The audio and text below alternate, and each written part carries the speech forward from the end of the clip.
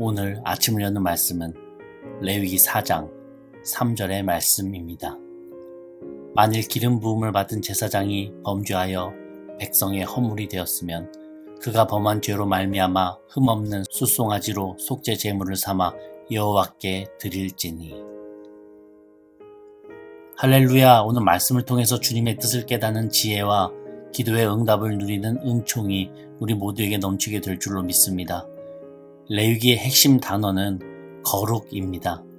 거룩을 뜻하는 히브리어 카도쉬는 구별과 완전성을 뜻하는 단어인데요.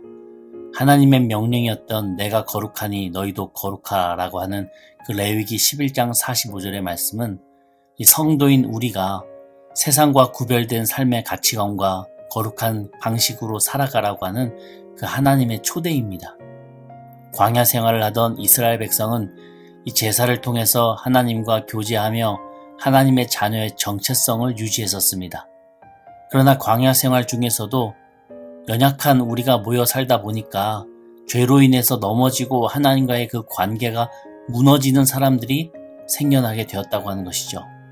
그렇게 무너진 성도를 거룩하게 복구하는 것이 이 속죄 제사, 즉 속죄제의 본 의도였습니다. 그래서 속죄제는 히브리어로 하타트인데 씻어내다 라고 하는 뜻을 가지고 있습니다. 즉 죄를 씻어내는 제사라고 하는 것이죠. 이 속죄제에 대해서 오늘 살펴보면서 주님께서 주시는 메시지를 찾아보고자 합니다. 먼저 1절인데요. 이렇게 기록합니다. 여호와께서 모세에게 말씀하여 이르시되 우리가 하나님 우리의 죄는 어떻게 속죄받을 수 있나요? 라고 물어보기 전에 먼저 하나님께서 미리 그 모세에게 말씀하시면서 백성들의 그 속죄의 길을 여셨다고 하는 것입니다. 주님의 사랑이죠. 또 2절에 이렇게 기록합니다. 이스라엘 자손에게 말하여 이르라. 누구든지 여호와의 계명 중 하나라도 그릇 범하였으되.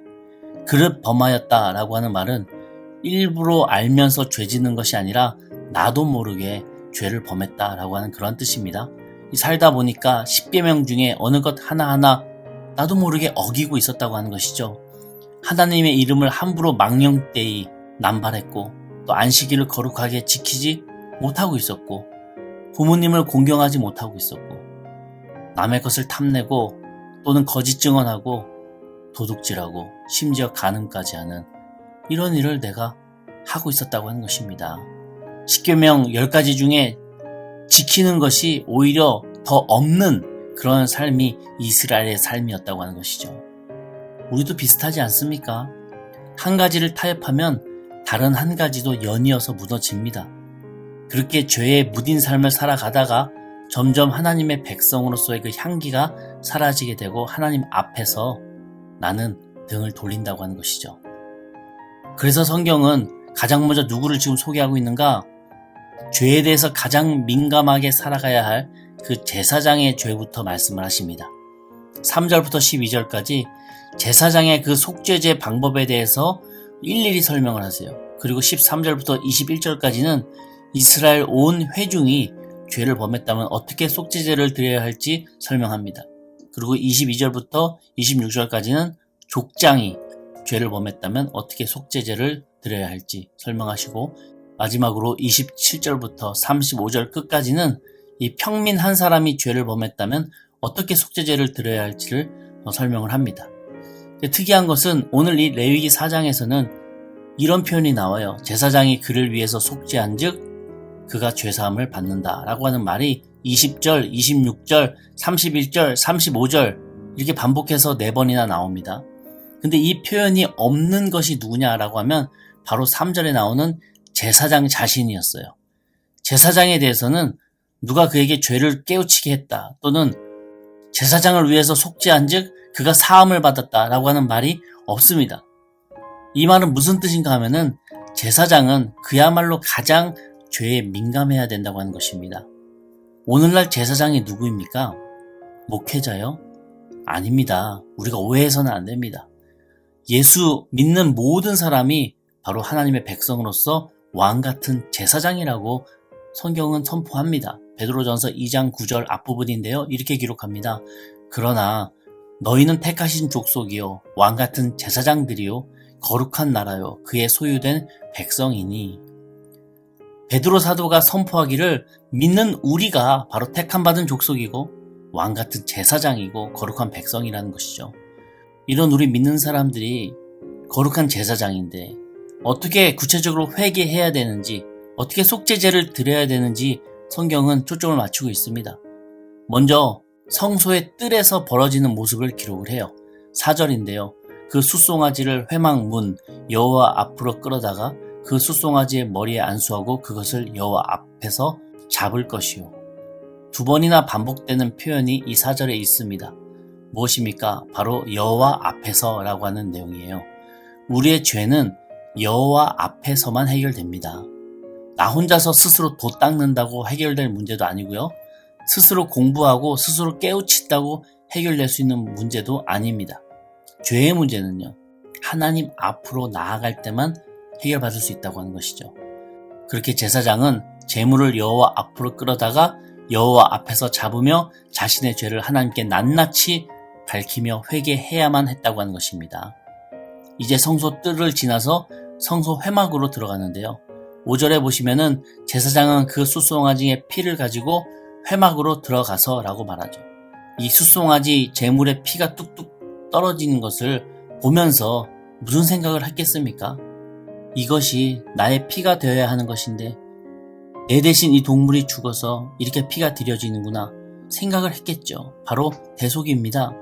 그리고 이어서 6절에 이렇게 기록합니다. 그 제사장이 손가락에 그 피를 찍어 여호와 앞 곧 성소의 휘장 앞에 7번 뿌릴 것이며, 성소 회막으로 들어가기 직전에 제사장이 손가락에 그 피를 찍어서 여호와 앞 성소 휘장 앞에 그 피를 7번 뿌립니다.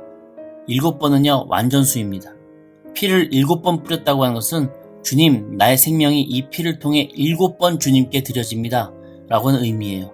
이렇게 완전히 죽은 내가 죄에 대해서는 죽고 의에 대해서는 살아서 다시는 그 죄를 범하지 않겠습니다 라는 굳은 다짐인 것입니다. 7번 완전한 죽음을 선포하고 있다고 하는 것이죠. 이어서 7절에 이렇게 기록합니다. 제사장은 또 그 피를 여호와 앞 곧 회막 안 향단 뿔들에 바르고 그 송아지의 피 전부를 회막 문 앞 번제단 밑에 쏟을 것이며, 이제 성소 회막 안으로 지금 들어온 상황입니다. 그 안에는 촛대와 떡상과 분향단이 있어요. 특별히 분향단은 기도를 상징합니다.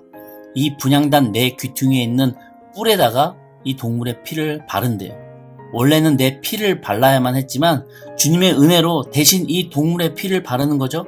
그러면서 죄로 인해서 막혔던 나의 이 기도가 대속의 피로 다시 주님과의 관계가 회복됨을 선언하는 것입니다.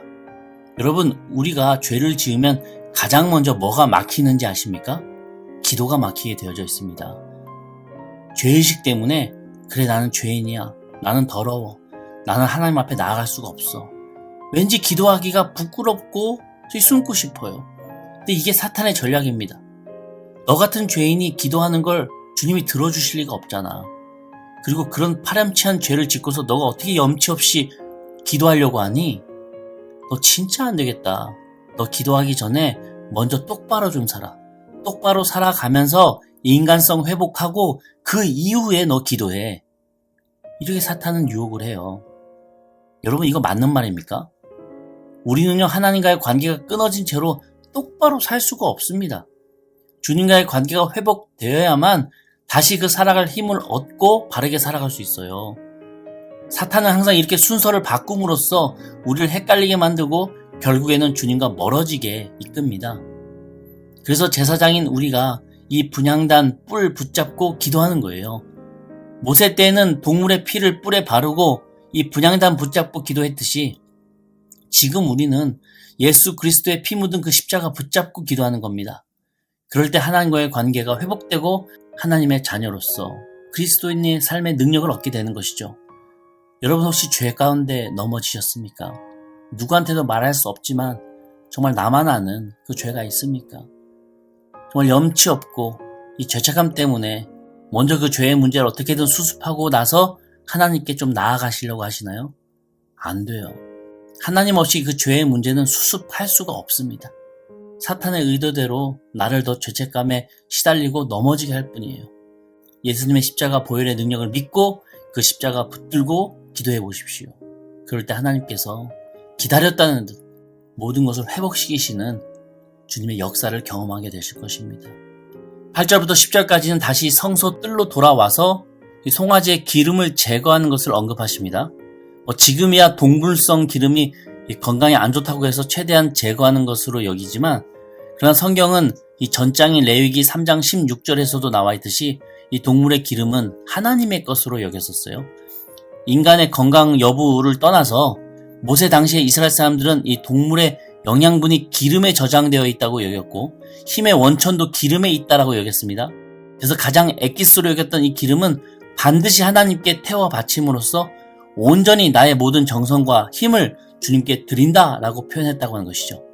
마지막으로 11절과 12절의 내용이 참 의외였는데요. 11절에 이렇게 기록합니다. 그 수송아지의 가죽과 그 모든 고기와 그것의 머리와 정강이와 내장과 12절입니다. 똥 곧 그 송아지의 전체를 진영 바깥 재버리는 곳인 정결한 곳으로 가져다가 불로 나무 위에서 사르되 곧 재버리는 곳에서 불사를 지니라. 일반적인 번제는 그냥 성소 뜰에 있는 번제단에서 태웁니다. 그리고 내장 부위 등 태우다 남은 고기들은 제사장의 몫으로 남겨두었었어요. 그런데 제사장이 자신을 위해서 드리는 그 속죄제는 태우다 남은 부위가 있다 할지라도 제사장이 챙기는 것이 아니라 전부 모아다가 마을 밖에 재버리는 곳에다가 가서 재물 전체를 다 불태웠다고 하는 것입니다. 이게 무슨 의미입니까? 제사장의 죄에 대해서는 하나님께서 철저히 다 불사르기를 원하셨다고 하는 것입니다. 그것도 성소 뜰 가운데서가 아니라 마을 밖에 공동 메리지어도 같은 그 재버리는 곳에다가 재물을 온전히 다 태워버림으로써 철저한 회개를 요구하셨다고 하는 것이죠. 베드로의 고백처럼 믿는 우리가 제사장들입니다. 오늘 제사장의 이 속죄제처럼 우리의 그 철저한 회개가 하나님과 우리 사이의 그 관계를 회복시키고 우리가 다시 하나님 앞에 온전히 설 수 있는 키가 됩니다. 우리는 하나님의 자녀로서 그리고 영적 제사장으로서 예수님의 그 보혈의 십자가 붙잡고 기도하는 그 속죄의 자리에 엎드리며 주님의 은혜로 용서의 기쁨을 누리는 저희가 되길 바랍니다.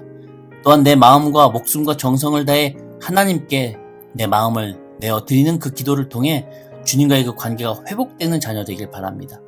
마지막으로 거룩한 제사장으로서 신앙의 거룩성을 절대 세상 속에서 타협하지 않는 주의 자녀 되어서 내 삶의 자리에서 그리스도인의 향기가 가득한 주님의 아들, 딸들 되기를 주님의 이름으로 간절히 축원합니다. 오늘 하루도 그런 하나님과 동행하시기를 간절히 바라겠습니다. 아멘. 우리 함께 기도하시겠습니다.